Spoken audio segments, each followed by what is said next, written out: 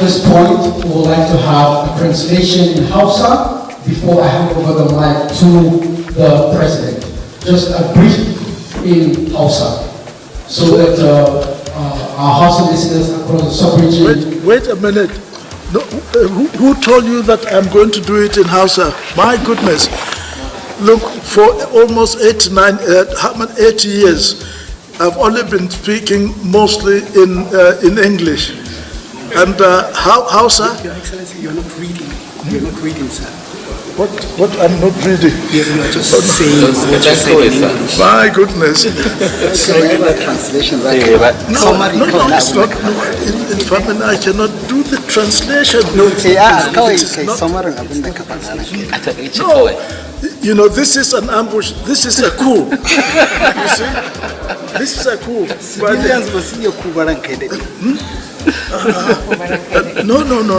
No, my goodness. Honestly, look, my Hausa is not good enough for me to say it in Hausa. If I'm talking to you, just person to person, whatever rubbish I say or use, you might accept. But to do this, to go. Amma to menene sakonka ga shugabannin ECOWAS akan kawai za ka gaya mana. Menene sakonka? Sakonka kawai da Hausa, kawai sakonka. Look, you people, I know you are very clever you use whatever language it is to try to get one to speak. Look, I thought we said there is no...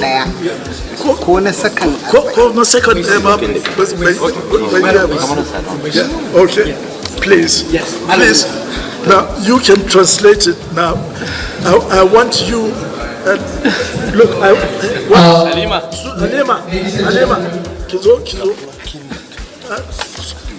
Please, you see, they want me to sort of say this in Hausa. And I sort of said, look, I'm not in a position, I've forgotten how to do this many years. So, would you...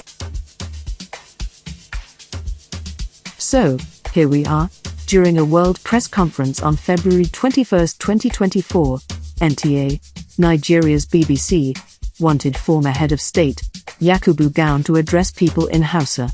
He refused, but they insisted. Next thing, NTA cut off the live program. And that was that. Let me remind you who he was. General Yakubu Gowon is a retired Nigerian army general and military leader, who served as head of state from 1966 until he was overthrown in a military coup by General Murtala Muhammad, on the Caliphate's favorite day, on the 29th of July 1975.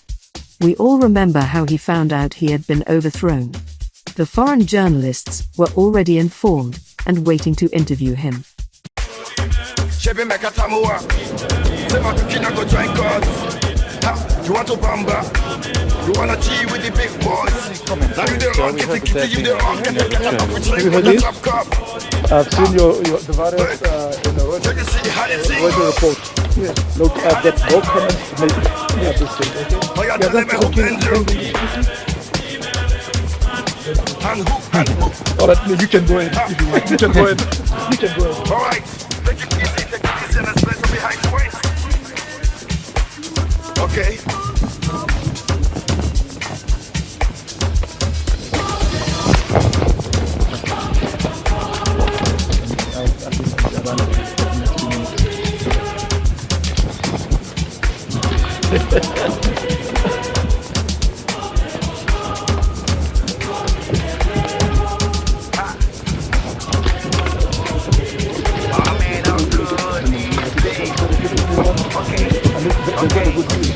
This one of his love, no we can't use. Go school, you go the femmes.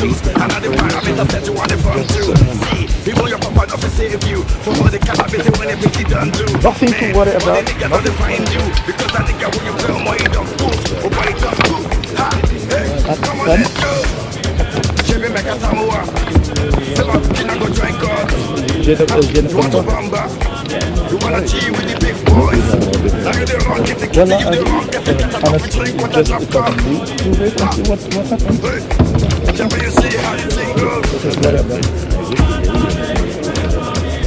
I said, tell them they will blend you. And who?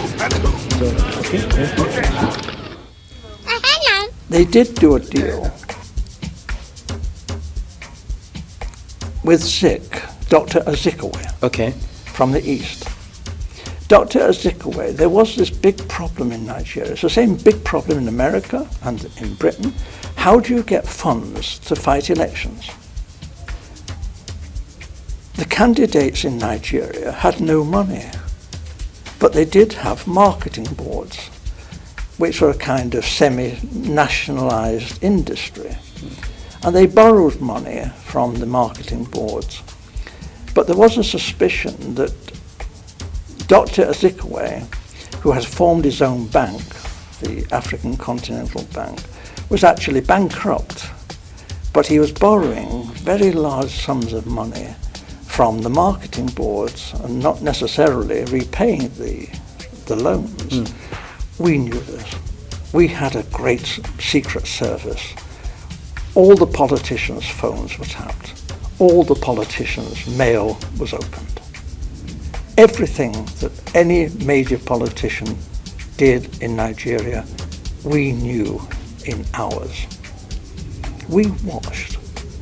We knew all that was going on. Are you saying, in essence, that Dr. Azikiwe took money? He was blackmailed by the British to do our bidding. We told Dr. Azikiwe that he could go to prison if an inquiry was carried out into his bank and his financial circumstances. However, we would not want to be vindictive if Dr. Azikiwe was cooperative in helping forward the plans that we had made in the best interests of Nigeria. Dr. Azikiwe has nothing in common with the northern politicians. He loathed the northern politicians. But Dr. Azikiwe went north and did as he was told. And what he was promised was this.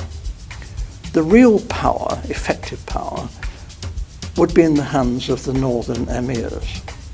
However, it would look great if the president was Dr. Azikiwe and he was given a field marshal's uniform and an admiral's uniform. He asked, please, could he have a row of medals? But they said, well, no, that was a bit difficult, to get the medals. So when the ambassadors started arriving, he was known to be asking people from foreign countries, perhaps they had a medal for his uniform. We thought this was terrible, but it was said that this happened. He was very vain. And for a time, he functioned as first the Governor General, and then when Nigeria became a republic, as the president. But he had no power. And when he did try to tell the army, he said, I'm the field marshal, the army has got to do with this. They said, hey, you're just a ceremonial figure. You have no power. The Prime Minister, Balewa, gives us our orders.